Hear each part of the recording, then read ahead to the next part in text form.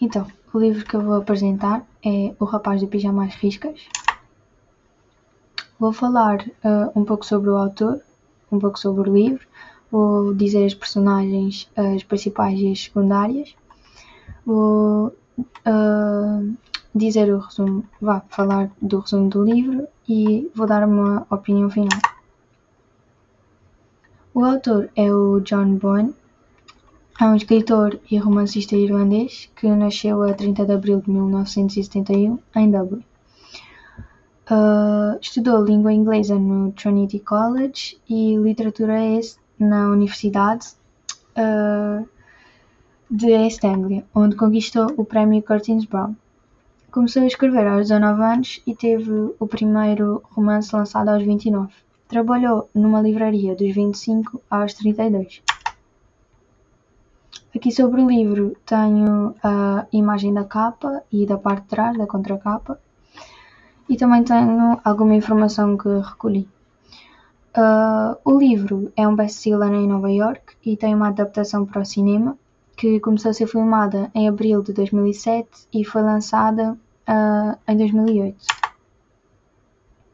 Nas personagens tenho os principais, que é o Bruno, e o Shmuel, que eu não sei muito bem pronunciar o nome dele, e tenho as secundárias, que tem a Gretel, que é a irmã de Bruno, a mãe e o pai dele.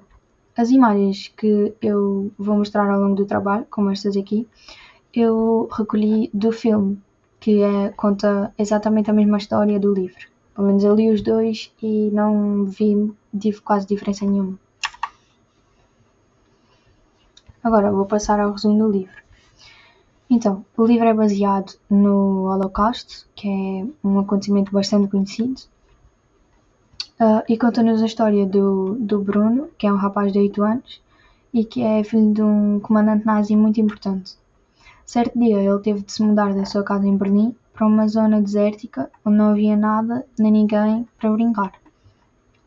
O Bruno era impedido de entrar em algumas divisões da mansão em Berlim, da casa dele, da principal, como o escritório do pai e a casa de banho principal. E existia muita disciplina e regras e rigor no seu dia a dia.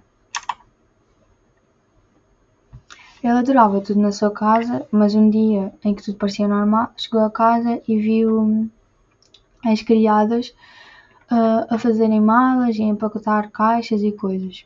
Ficou confuso e perguntou à mãe o que é que estava a acontecer, e ela explicou-lhe que se iam mudar, pois o pai tinha sido promovido a um cargo muito importante e teria de ir trabalhar para outro local, e eles iam com ele.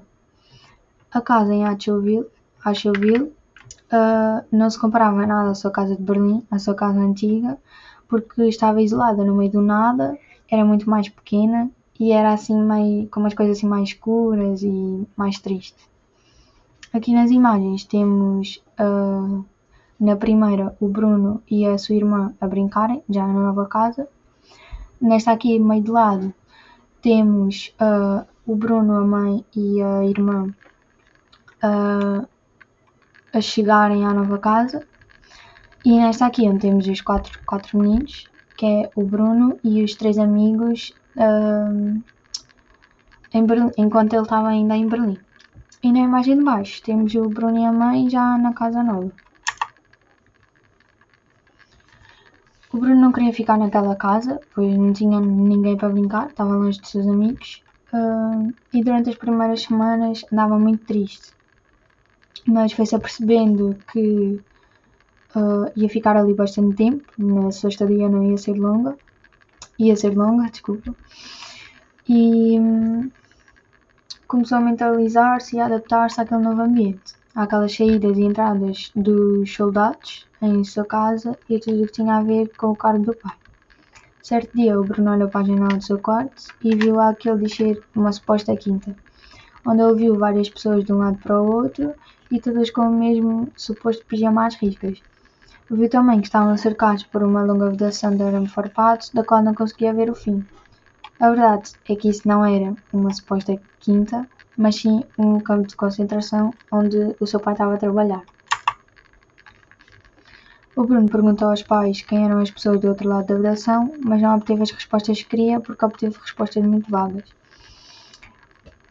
Passaram várias semanas até que certo dia o Bruno decidiu construir um baloiço com um pneu velho e corda que encontrou numa espécie de armazém ou numa espécie de casa no quintal da casa nova.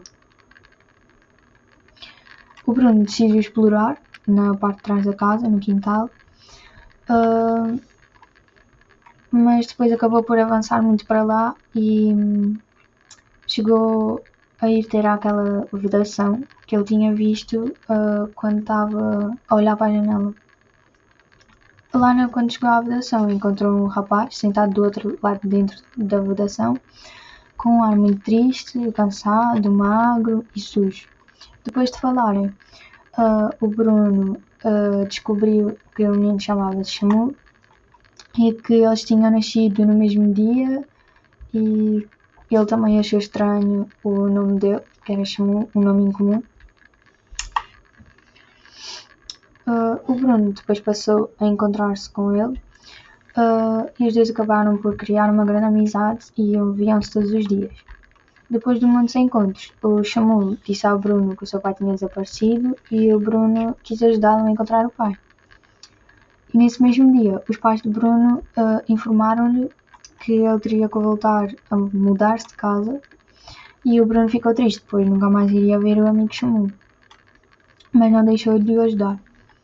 Eles combinaram que no dia seguinte de manhã, no dia da mudança de Bruno, o Chamu lhe traria um pijama igual ao seu, para que ninguém reconhecesse que ele era de fora do campo de concentração, da suposta quinta, e que o Bruno passaria por baixo da vedação, cavando um buraco no chão para o ajudar a encontrar o pai. E assim foi, tudo se realizou corretamente. O Bruno fugiu de casa mais uma vez, às escondidas, e encontrou-se com o seu amigo e passou para o outro lado da vedação, como era suposto no plano que eles combinaram. Ele era um rapaz inocente e não tinha noção do perigo e das coisas que estavam a acontecer na guerra e lá dentro. E não sabia pelo que é que poderia passar.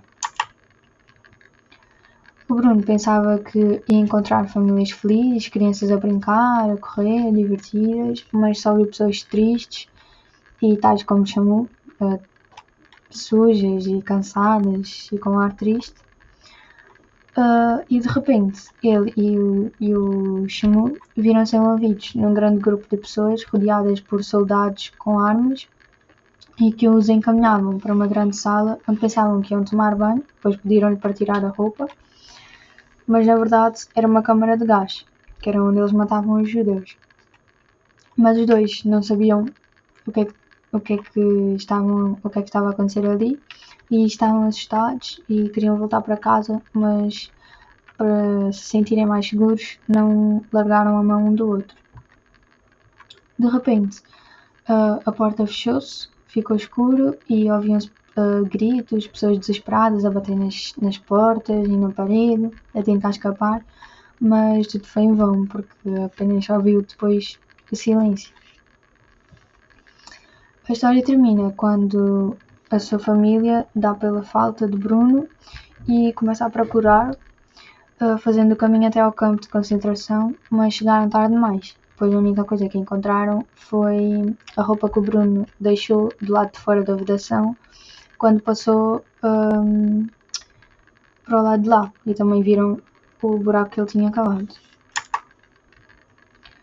A opinião final que eu tenho sobre o livro é que o livro é bastante interessante e fácil de ler, e depois de ler acabamos por ficar a conhecer um pouco mais da história e dos acontecimentos do Holocausto. Não precisamente dos acontecimentos, mas de como é que as pessoas passavam por isso e como é que era dentro de um campo de concentração e tudo mais.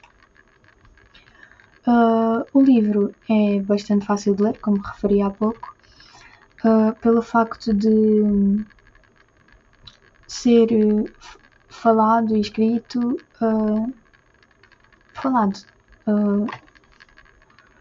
do ponto de vista de uma criança, ou seja, tem uma linguagem assim mais simples e mais fácil de perceber. Eu recomendo este livro a quem gosta de livros bastante emotivos, porque chorei e foi mesmo triste o final. Eu vi o filme antes de ler o livro e achei que o filme foi mais intenso. Talvez também por mostrar imagens e tudo mais, mas achei que foi mais intenso do que o livro. Mas o livro também causou imensas emoções e também achei que foi intenso. Apenas achei que o filme foi mais intenso. Prontos. Aqui tem a bibliografia e é isso.